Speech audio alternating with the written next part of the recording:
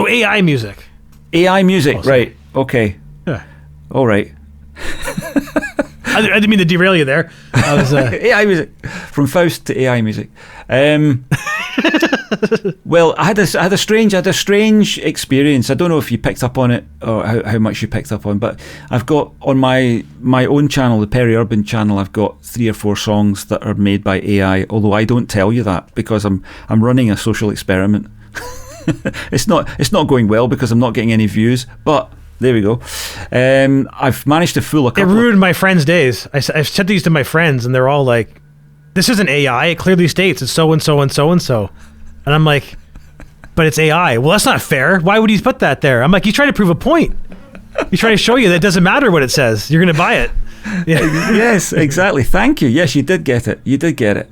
Yeah. I sent that link to you and to my friend Tim and to my friend Michael, and Michael couldn't get his head around it because the one, especially the one, I can't remember which one it was, but what I did was I made this AI music, and I'll go into how that was made and why that's weird, but I made this AI music and I posted it to the channel, but I made it seem as if it really was done by the people it sounded like, and I've got just enough of a comprehensive musical knowledge to actually sort of say, well, that sounds a bit like Frank Zappa, or that sounds a bit like Hawkwind, or that sounds like it could have been this or it could have been that, and then I would go and do some research to figure out how that could have happened in reality. So that's why they look real, because I've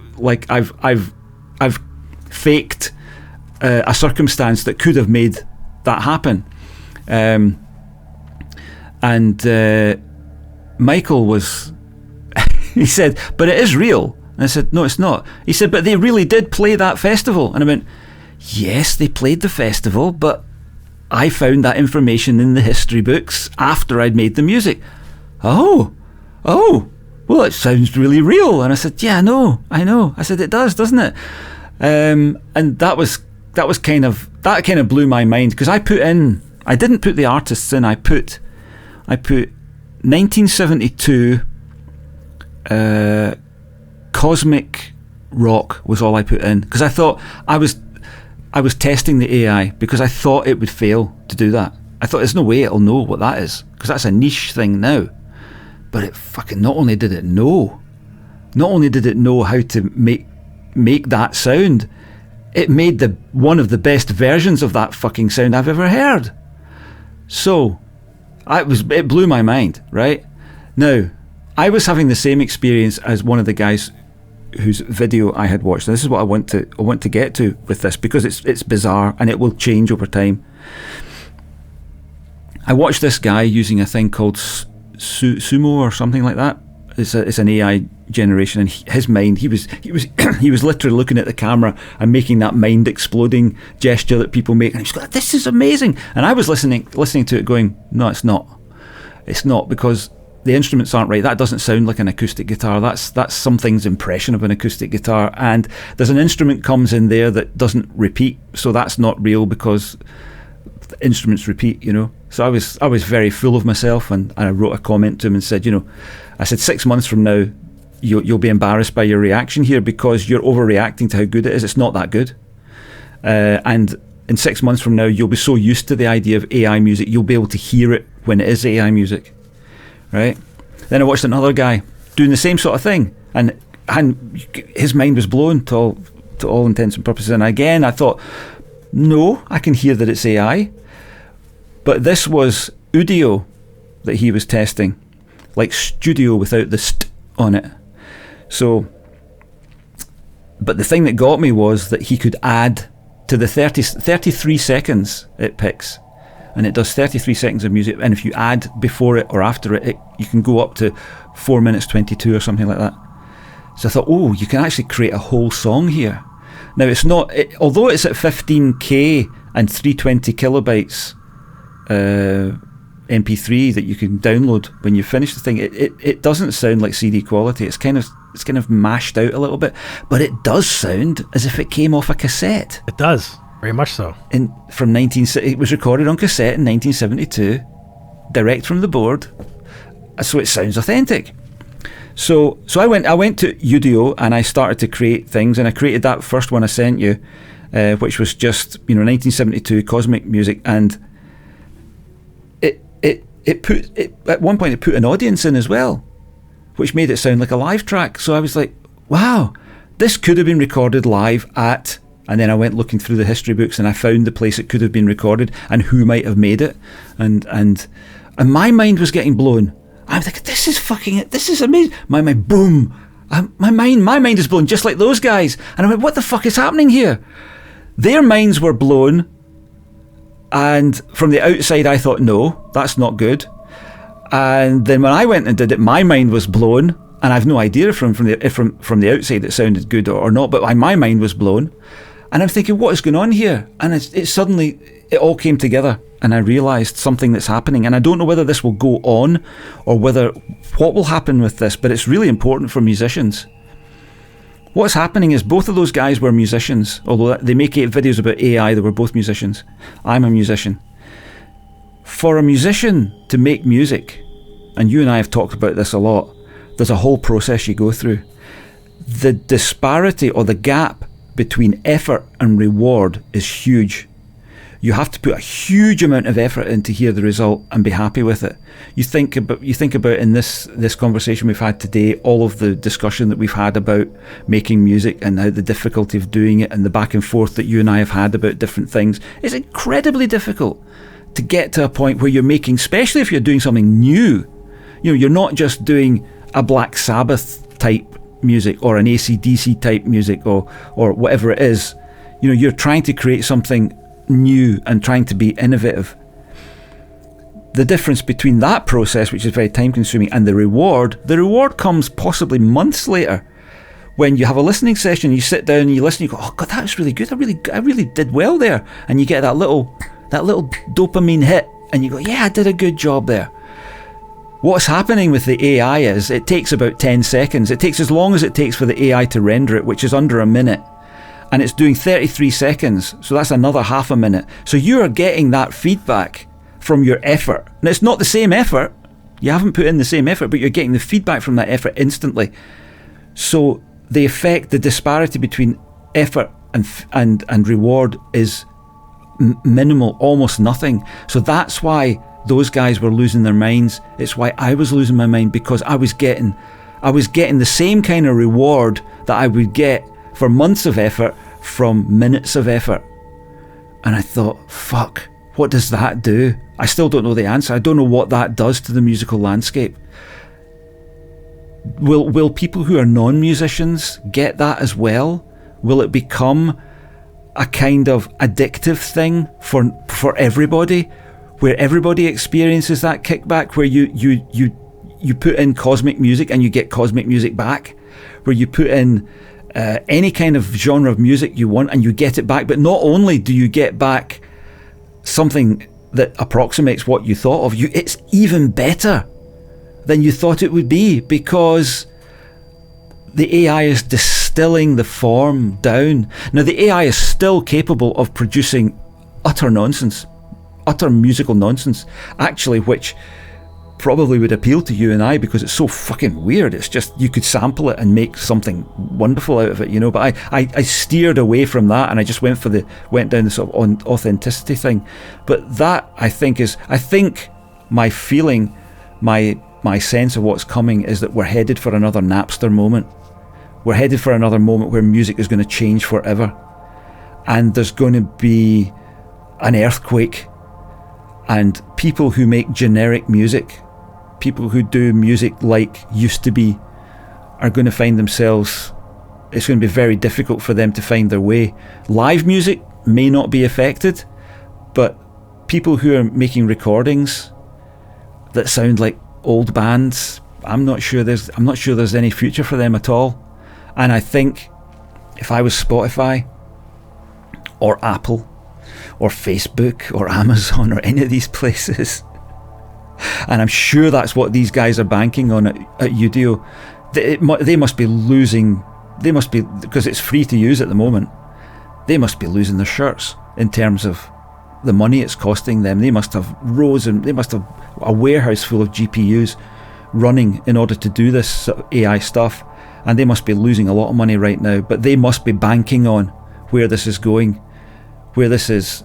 You won't subscribe to Spotify and get real music by real people, because you won't. Not only will you not care, you won't be able to tell the difference. And as long as you keep asking for it, it will just deliver. So you like that four chord trick? You like that's the main thing that you like? You're gonna get that from every era. You're going to get the 70s version of that, the 80s version of it. You'll be able to get whatever you want. You like complex progressive rock or space rock or whatever it is, you'll get that, and it'll be great, and it'll be better each time, because the AI will know what it is that you're saying is good. Where does that go? And the thing is, you say, well, it's not original music. What's original music? Therefore it's no good. Go to my channel and listen to those 3 tracks and tell me that that's not as good. Those tracks aren't as good as most of what it's imitating, because it's managed to distill it down. It is good. It's not only that, it's inventive. That's the thing that got me. It did stuff I've never heard. Now, whether it's picked that up from somewhere and it's presenting it to me as if it's new and I'm only hearing it for the first time, I don't know, but I've heard enough to know that I've never heard that before, and I don't think that's existed before. It's taken things and done weird things with it. My mind was blown and continues to be blown. And if you're saying that you're letting your friends hear it and they're getting upset about it, well, some guy came on and said, I make a point of not listening to AI music. It's principle for me. I'm not listening to it. I won't listen to it. And I just said to him, well, first of all, you probably have and don't know, and in the future you may have no choice. You won't know what you're listening to. You'll hear stuff and go, I like that. What is that? Oh, that's the AI. Oh, what do you do then? You say, I'm not going to listen to the music that I like. Most people aren't going to have that principle. They're just going to say, that's really good, I like that. Send that to me. Yeah. Well, my one friend was just going like, well, how do I make more Mars Volta albums? Because he wants more Mars Volta albums. Oh, and I'm like, and that makes me sad, because I could barely get him to listen to my music, but he'll gladly listen to AI Mars Volta all day long. Yeah.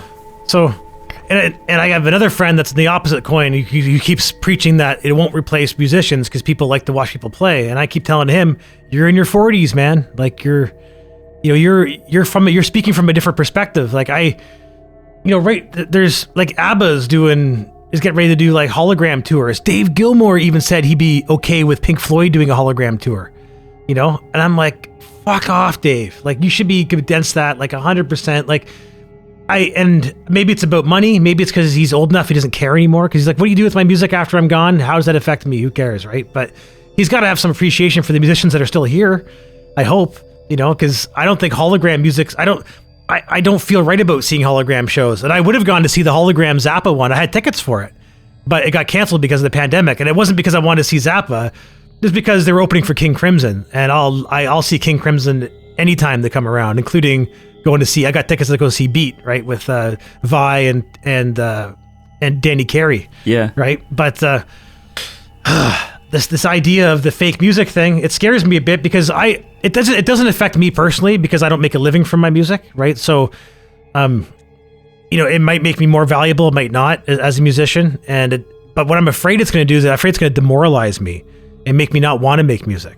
Make it feel pointless. Where it's, if I can go to Udio and be like, make a Death by Design song, and then it goes and listens to my discography and goes, here you go, and spits out my best song.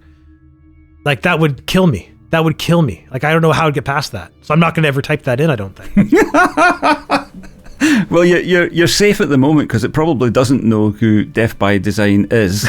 And in any case, if you put an artist's name in, it filters it out and replaces it with what it thinks that artist does. So if I put Frank Zappa in, it because I tried that, and it replaced it with progressive guitar, 70s, that kind of thing. So it knows who the artists are, but it won't let you. It's really weird, because it is effectively giving you that artist, but it's not. It's saying it's not, but it is, kind of, because it spontaneously came up with Zappa. I didn't ask for Zappa when I put in Cosmic Space Rock 1972. It provided me with Zappa. I didn't ask it for that. And I know it's not exactly, because you pointed out, it's not quite the same vibrato and the same tone as Zappa, but there were bits of it that very much were. You know, they very much were little phrases that went, fuck, it's picked that up from Frank. And I didn't know what was happening. Like, if I knew what you're sending me, I might have been more critical of it, right? But I didn't realize, like the first one you sent me, the Andromeda, I didn't pick up that they were your lyrics because they were delivered so much differently exactly, than yeah. Right? Yeah. And like when I replied with one of my, I went on like a big monologue thing because you guys were speaking so eloquently, so I'm like, I gotta do something eloquent too. Yes, I remember that. Yes, Tim was very impressed with that. Yeah, I'm glad he was, and I was, so that made my day a bit too. Tim's response actually made me smile. But like, I was being honest with what I said there. Like, I wasn't hearing. I forget what you said originally. You said it was like a possibly. I think you said possibly. Not Uriah Heep. What was it? ELP and something else you mentioned. And I was hearing. I think I wrote. It sounded to me like Peter Hamill and like early Van der Graaf generator, like before we know them. Like, that's what it sounded like to me. That's why I said it sounded like proto ham or whatever I called it. Right. Yeah. or proto generator. I think I called it proto generator. Oh, right. I'm not sure I understood that reference, but yeah, now I understand. Yeah. So it was. But I took it legitimately, and I started Googling it, going like, where'd the song come from? And then your buddy Tim McGraw said he thought it was from Buzz Aldrin's mixtape or something from the Moonlander that didn't even have an 8-track player. And I was like, so I started looking for this, going like, is this really like some song that someone wrote for Buzz? Like, and I couldn't find anything, right? So I was like, I don't know where Perry's finding this shit. Like, are you just like on SoulSeek looking for like a single copy of an MP3 no one's ever heard before? So when he told me it was AI, I was like, oh, that makes a lot more sense. It was easier to digest. Because I just couldn't. I've never heard music that I've never heard before. You know what I mean? That couldn't be found elsewhere. Yeah, well, that was part of the reason I sent it to you the way I did, because I'm sorry to experiment on you like that, but I knew you'd be okay with it once you found out what was happening. No worries. But yeah, that's why I did it the way I did it. I did it to all three of you to say, I wonder what these guys will make of this, because I obviously knew what it was, but I was in it. I was like, wow, this does sound authentic to me. And none of you said that's AI. None of you said that, which is the best blind test that you can do, I think. And I think that leads to my thinking that I just talked about there, which is to say we won't be able to tell the difference, and it'll be good, and it'll sound like a great version with lots of original things that you've never heard before, because it seems to know how to invent new stuff, which is fucking scary. But it only knows those genres that it knows. I tried some more experimentation going later. It's not good at the 1980s. It doesn't quite get that. It produced something that sounded a bit like Orchestral Manoeuvres in the Dark, but not really, because that's very, very unlike the space rock, which allows for a lot of different things happening. The early 80s new romantic music is very staid and rhythmically just very plodding, and once the synthesizer's in, it stays, and once the voice is in, it stays, and there's no real sort of experimentation going on, so it's not so good at that. Or I should say that you could kind of spot that that's fake, I think. Yeah. And it doesn't know the difference between 1970 and 1974, which you and I would both know the difference between those two things. We know that recording equipment and technology came on hugely between those two dates. It's only 4 years, but the AI doesn't have that. It's 1974 sounds exactly like 1970, so yeah. That's the limitation of it right now. But I mean, this is early days. I just, like you, I'm kind of a bit freaked out about it, but I think actually that you and I are in a better position than the professionals of this world. It's them. Like you say, we don't make a living from music, but I think the fact that we are doing original stuff, which the AI has never heard, stands us in good stead. I don't think we have to worry about being impersonated. But what it means is that people might not be looking for new music anymore. They might just look for that new version of the old thing. Yeah. Like you say, another Mars Volta album. Fuck me. Oh, God. The futurist in me and the sci-fi guy, I'm embracing the AI as much as anybody I know, like yourself, right? Like, it's just something I've been enjoying. But at some point, I'm wondering if that's a mistake or not. I don't know. Like, did you hear Steve Wilson's Christmas song he released back in December? No, I did not. No, I didn't hear that. No. Yeah. So he had AI write the lyrics for him for a Christmas song. And I guess he was sitting with a friend of his, and his friend's just like, "Have you seen AI write lyrics?" And Steve Wilson goes, "Fuck off. It can't write good lyrics." And he's like, I bet you can do you. So they typed into Chat GTP, or I'm not sure if I'm saying it properly, but they typed into the chat, write a Christmas song in the style of Steve Wilson that doesn't say the word Christmas. And I think they gave it one more instruction, but very simple, like just like a couple sentences, and it spit the song out. And if you hear it, if Steve Wilson hadn't said it was AI, I never would have guessed, not in a million years, though he did not write those lyrics. And it sounds just like something he would have written.